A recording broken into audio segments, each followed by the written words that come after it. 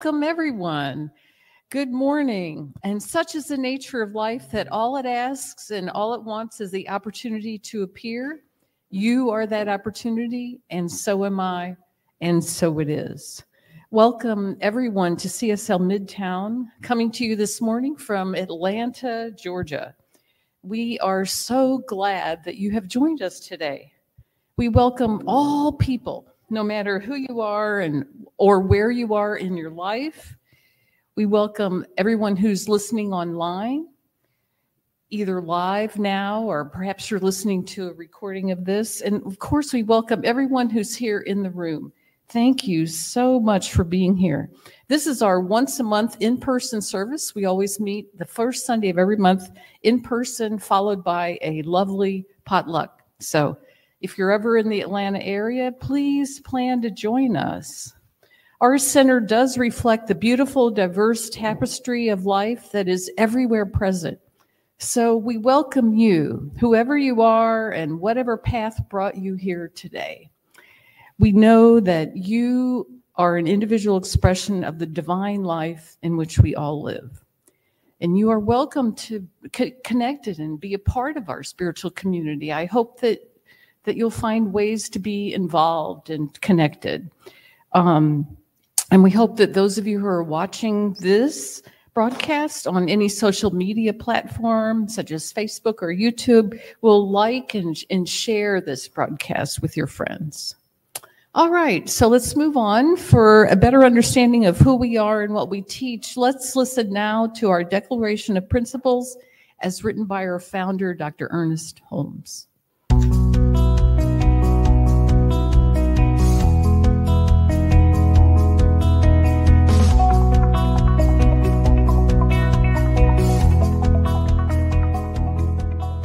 I believe in one God, one absolute power and first cause to all things. I believe that this power is perfect love and creates out of a desire to express love. I believe all thought is creative, and how I choose to think creates my personal experience. I believe in the unity of all life and the immortality of the individual soul, forever unfolding. I believe in the eternal goodness, the eternal goodness of God, the eternal loving kindness, and the eternal givingness of God to all. And so it is. And so it is. And so it is. It's nice to see some people that we haven't seen here in a while, and just want to recognize Reverend Dr. Bob Dean just walked in. So welcome and happy to see you here this morning. The full Declaration of Principles available on our website. If anybody ever wants to read the whole thing, it's really quite something else. Anyway, my name is Judy Ailey, and I'm the moderator this morning and the practitioner. And as we know, the theme for this year, 2024, is Grand Rising. And so we're beginning our monthly themes during August. And the theme for this month is called Status Unquo. When I read that, I thought, what? Status Unquo? That just sounds weird. You know, like the last month, what was it? I can't even remember. Like it was imperfectly perfect or whatever that was. I was like, that was weird too. Status Unquo. But anyway, I'm going with it. Today's theme is the impact of othering, O-T-H-E-R, othering. What is the status quo that we always expect when we come together with our spiritual community? Basically, we all know what's going to happen.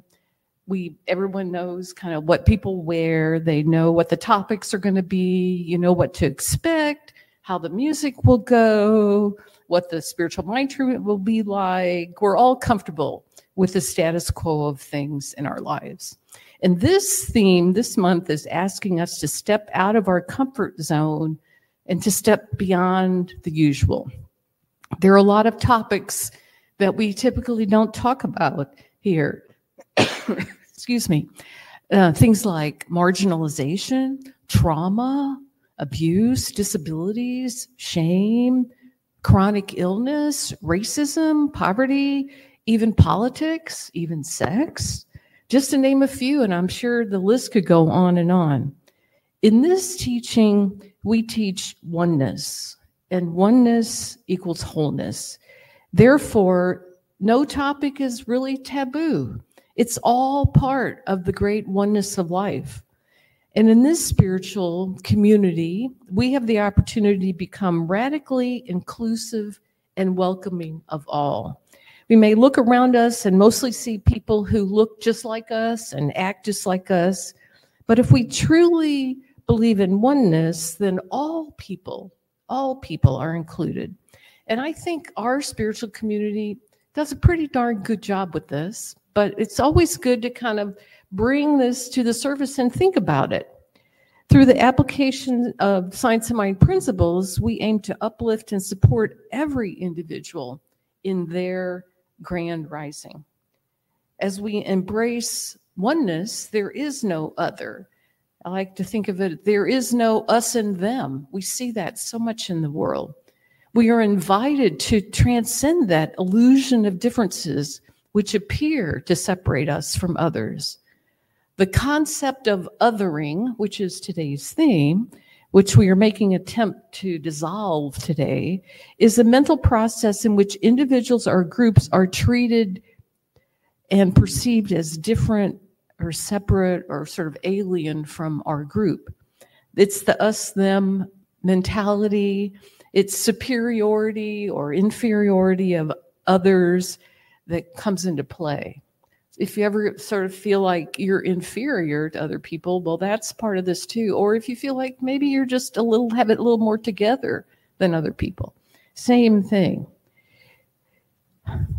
Fear of others different from ourselves. In this teaching of radical welcoming, we include and accept others, and we work towards that. So we may not always be perfect, but anyway, that was my thought about status quo. And I know that throughout this month of August, there's going to be lots of delving into that from different angles and from different things.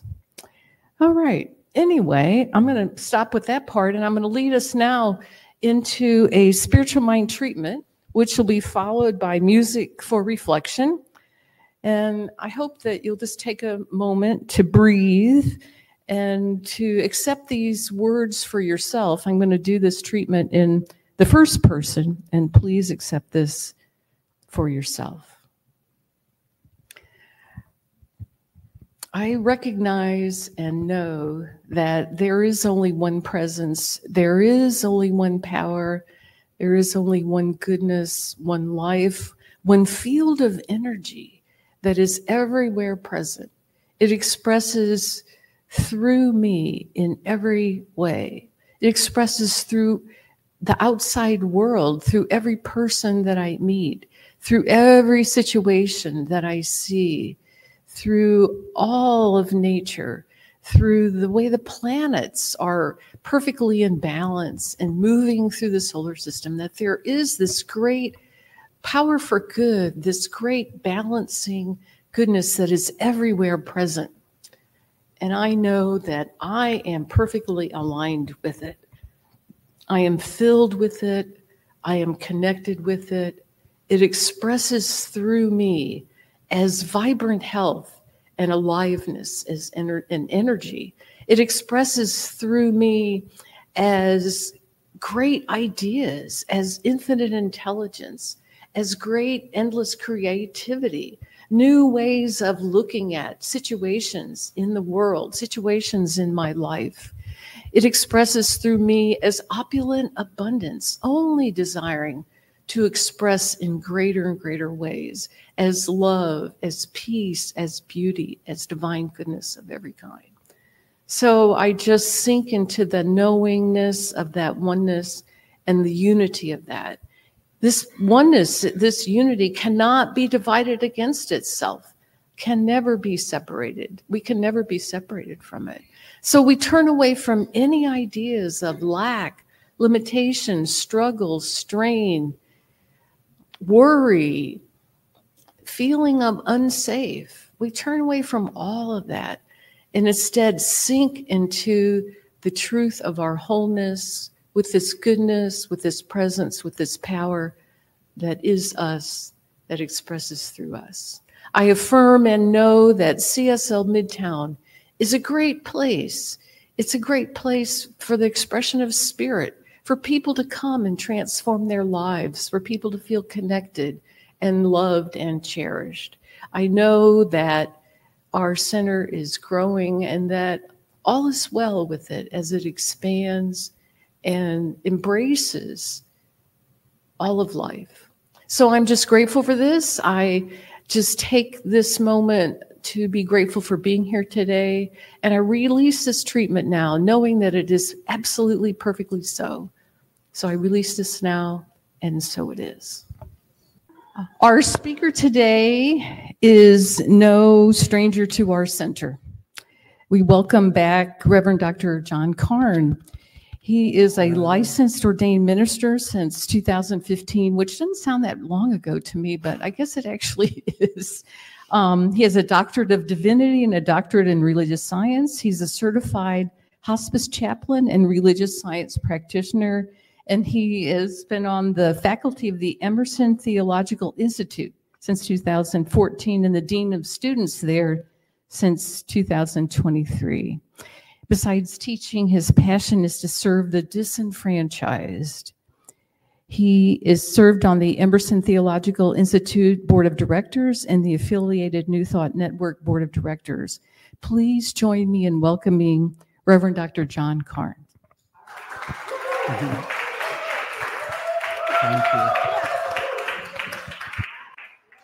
Well, thank you. After that, it's like you better perform, boy. So my talk today will change other people. Does it sound good? All right. I just think that a little bit sassy. It's based on, the title itself was based on something Raymond Charles Barker did. So, how to change other people. My first question is, who are these people? Who is it that needs to be changed? Why? And why is so much my space, my mental real estate. I only have so much, I have to take advantage of every bit we can get. As I started writing this song, I started hearing a song in the back of my mind. And the song was from the Mikado opera, The Lord High Executioner, singing I Got a Little List. Bob gets it.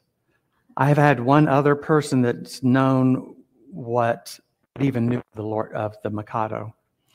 But I grew up, who was a performer and a symphony player, and she had to take me everywhere with her because I guess there weren't enough babysitters.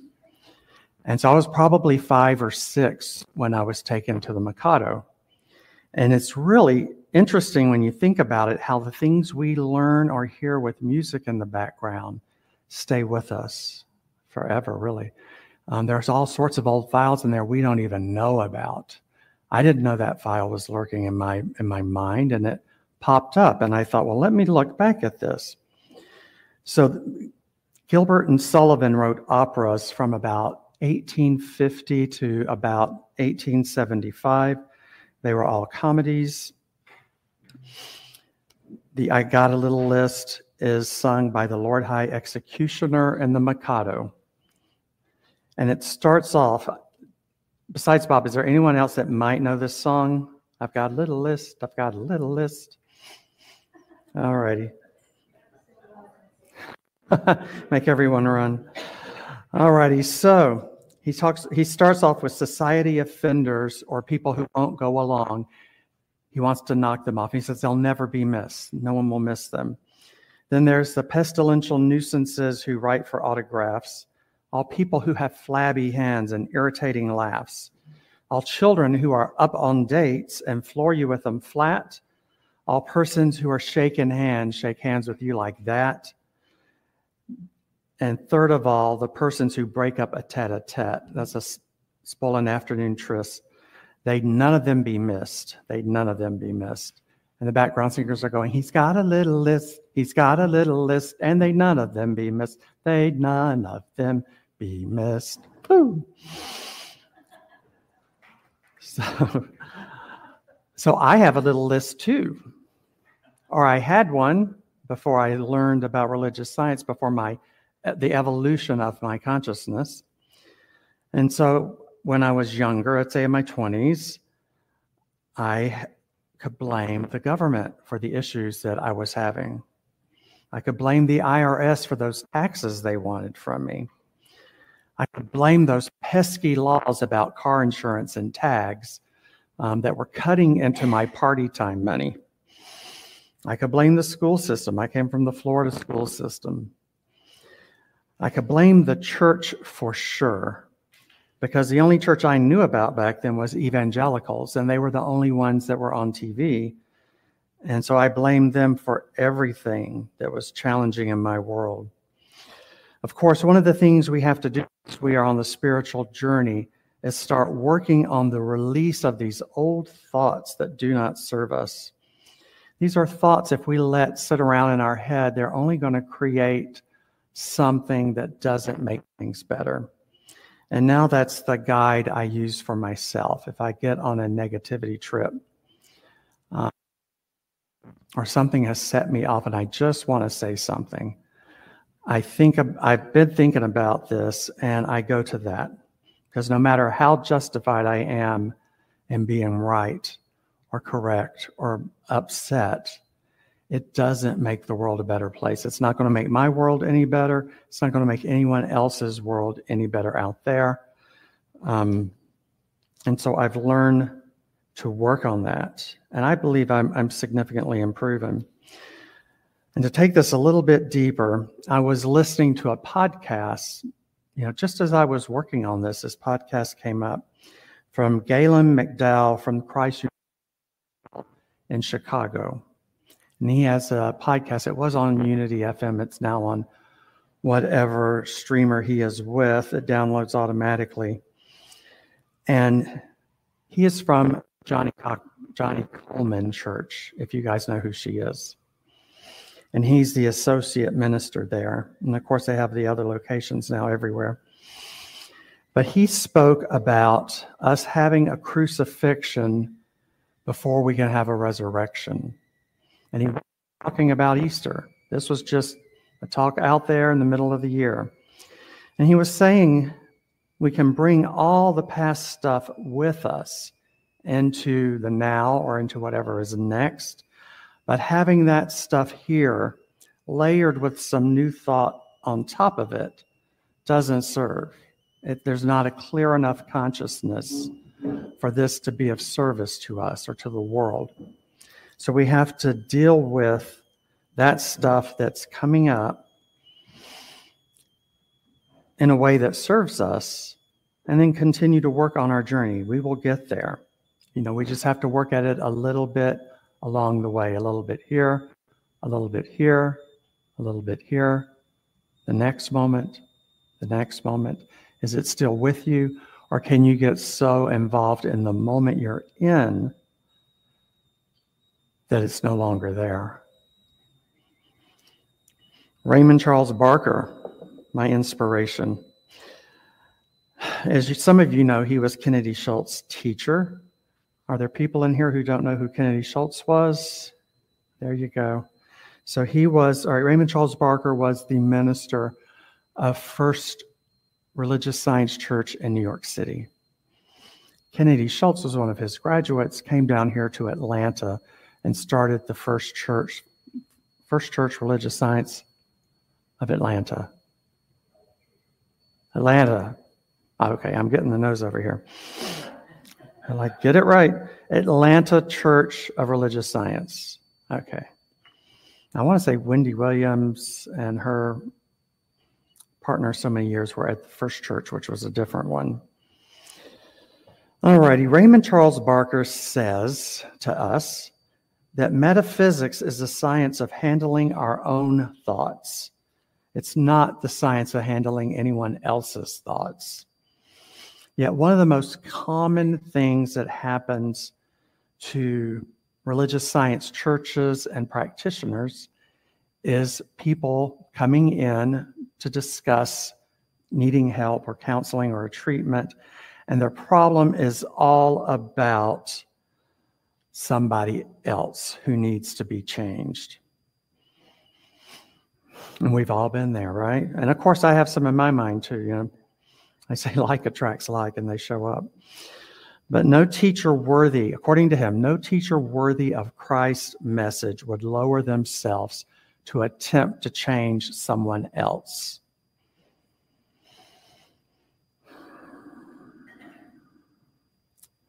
There is a Bible scripture from the book of Isaiah, chapter 45, verse 22, that says, "Look unto me and be ye saved." Notice it does not say, "Look unto me and be ye hurt and confused." And so the metaphysical interpretation of that scripture is about seeing God in everyone, even the most challenging people. Look unto me and be ye saved. And do you see how that can work for you? If you can go within when you're being challenged by someone out there, particularly during political seasons that we have to deal with. And it might not even be that, it could be other stuff, but it will come up. We all have it come up every once in a while. And you can know this means I go within and I see God in each and every person. Look unto me and be ye saved. Can you see God in everyone and everything? And I can tell you, when I've worked as a chaplain in a prison as part of my internship, I can work with the rapist. I can work with the murderer, the drug dealer. I can work with most of those things. The thing people have the most troubles working with from our end, the ministers, would be the sex offenders. I can still work with that person, provided I don't know anything about who the other parties were. Because when you know the other parties, it gets real, and we have a little bit of judgment come up. So a lot of times it's just best not to even know what they were doing that got them there.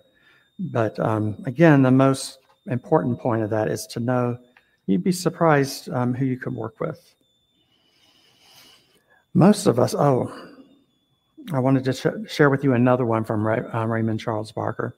He talked about the person that went to work and had to deal with someone that was really abrasive all day, one of the coworkers. This happened to me at one point when I was at work in an office with the cubicles.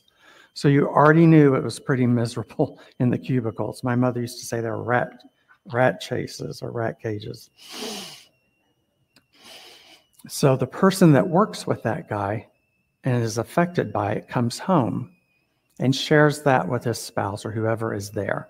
He unloads over dinner. And then after that, once the spouse has done their duty of listening, he goes online and he continues to unload about it on social media. Then he goes to bed. And guess what? He gets to think about that for the next 8 hours. 8 hours is an amazing amount of time for universal mind, or what we call universal law, to create. So when you go to bed, you want to be working on affirmations, on treatment work, watch a YouTube video about something you're hoping to accomplish, and then giving the universe 8 hours to work on that. A lot of times we get up in the morning, we do our spiritual work, and we go off to work. And that's about 2 hours. So be advised, you can do it for 8 hours and have a much better experience. For this guy who's taken it all in, it's a self-fulfilling prophecy. He's just going to have more stuff come up, and he's going to say, see, that's from that guy. See how it's happening? So a lot of us labor under the delusion that we are constantly in contact with difficult people. We see them as needing so much correcting that we fail to realize, they are actually bringing us a gift. They are bringing us something that we need to work on ourselves. Now, this is understanding the law of attraction, or a truth bomb, I hate to say. We attract those into our world who are somehow a vibrational match to us, to our vibration. So that person that is triggering you is showing you have something that needs help here. You have an opportunity to work on it. I had someone that was really triggering me in my personal life, and this was a few years back. It was before Cobra. And I was going to my first A Course in Miracle group. I decided to study that for a little bit because I had heard Course in Miracles from a religious science person on Unity FM, and I understood her language. It was the first time it made sense to me. But I shared with the facilitator of that, who was like a Unity minister, about my problem, about this person in my life that's just unimaginable. And how do I get out of that? How do I deal with it? And he said, that person is your savior. The person is your savior.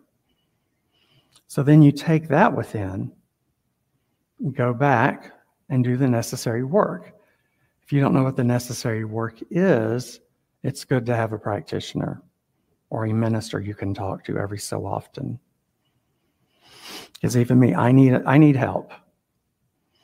And I have different ministers call me during the week just to be nice to me.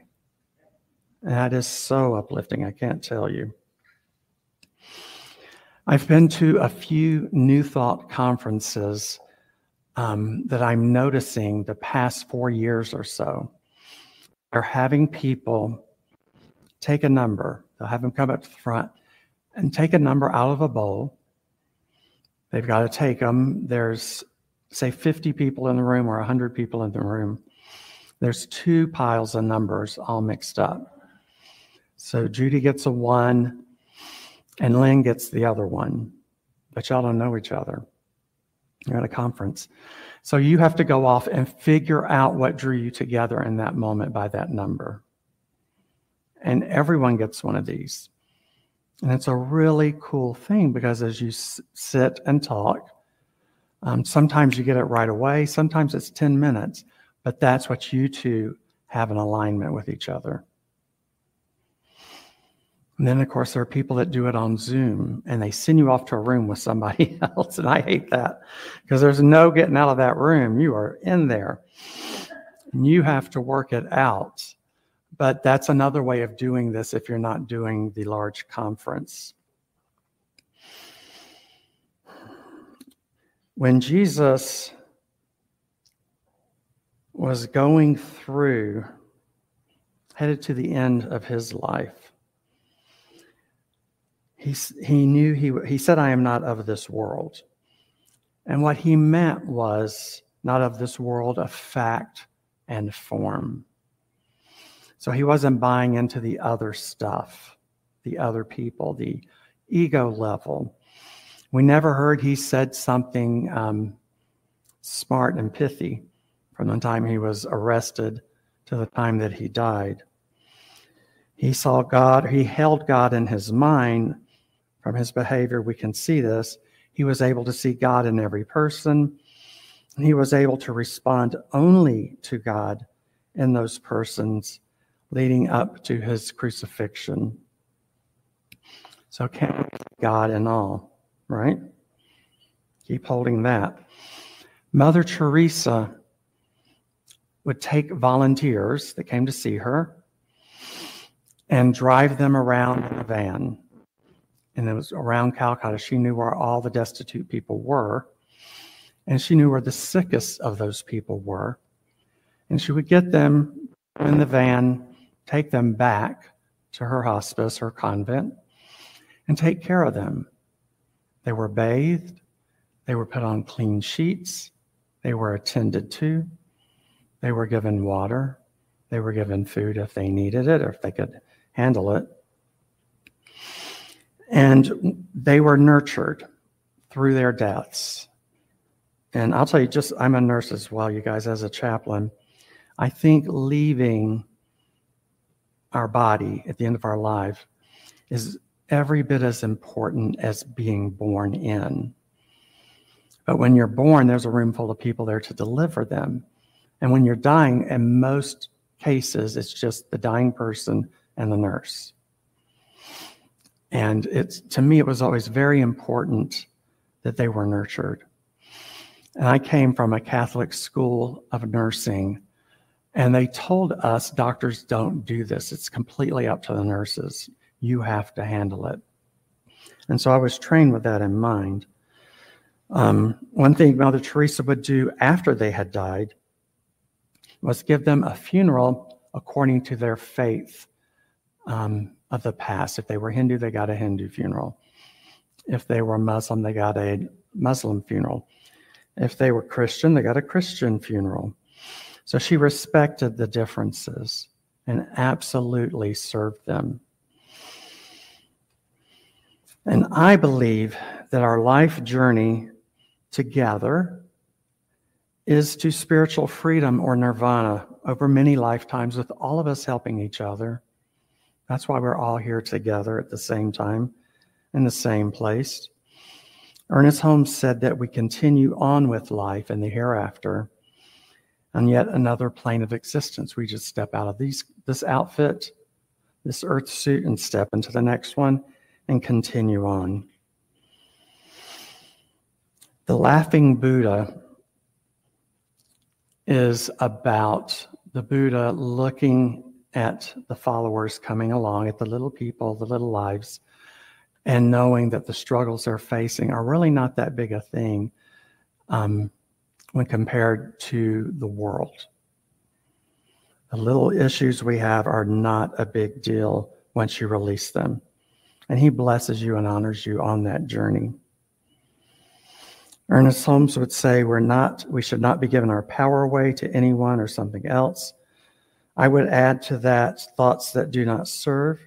We're focused on thoughts that do not serve. And when we temporarily forget about the power of God within us. The only method that Jesus ever used to change other people was to correct his own thoughts.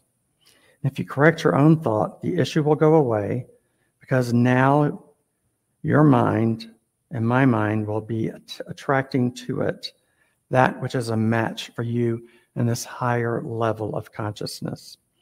And as I know this for myself, I know this for you, and so it is.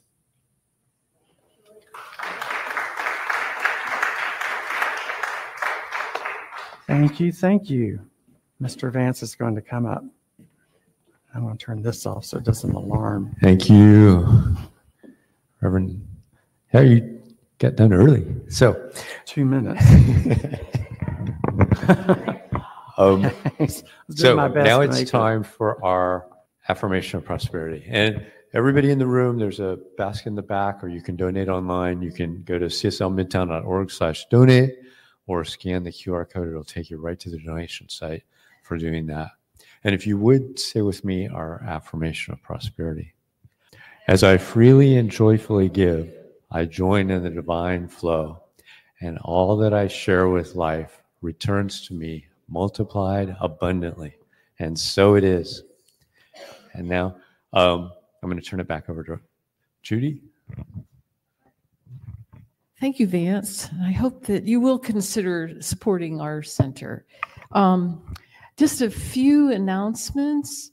As some of you may know or may not know, our center is sort of between ministers. Right now, we have guest ministers every Sunday. So we appreciate the wonderful messages that we receive. So please join us online for the rest of the messages in August. And then the first week in September, I believe that's September 1st, we'll be right back here in this room. So I hope that you'll consider that. Also, the word from Vance is that we really need some tech support. Vance, especially on the first Sunday of the month, he puts this all together, and apparently there's a first Sunday of the month coming up in a few months where he's going to be out of town. So we're just trusting that somebody is going to be able to step forward and fill his shoes. I'm sure he'll be training whoever that person or persons is. So think about that. Anyway, next Sunday, our wonderful online speaker is Reverend Dr. Raymond Anderson. And his title of his talk next Sunday will be Trauma 101. So again, thank you so much for being here. Please join us for our potluck. And also after the service and after we talk about, whatever, have the final affirmation, we are going to have a way to connect with the people that are online. That's the whole purpose of this, is that we have all these people online. Some of them are out of state, and we want to have some way to connect with them. So that's why we have this. It's only like 10-minute kind of thing after the service. So join me in the affirmation for life. Here we go. I leave this place now knowing something better than I knew before. I go forth into the world with a heart full of love and a mind full of good sense. I look at the world in a greater way, knowing that I have within me everything I need to create the life I desire. I give thanks for this understanding, and I am grateful for the spirit of life that lives through me, and so it is.